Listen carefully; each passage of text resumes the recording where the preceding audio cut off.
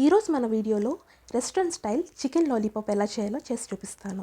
క్రిస్పీగా స్పైసీగా చాలా బాగుంటుంది అండ్ చేయడం కూడా చాలా ఈజీ అనమాట.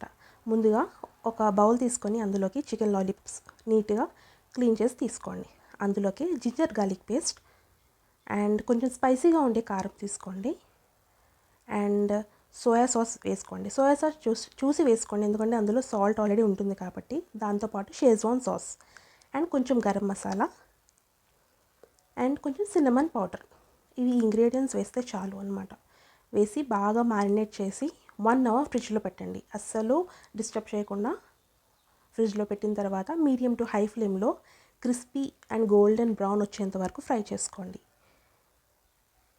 ఫ్రై చేసుకుంటే అంతే, చాలా సింపుల్ చికెన్ లాలీపాప్ అనేది రెడీ అవుతుంది. సో మీకు జ్యూసీగా కావాలి అంటే కార్న్ఫ్లోర్ స్లర్రీలో ఒకసారి ఫ్రై చేసుకుంటే చాలు, ఫ్రై చేసిన తర్వాత.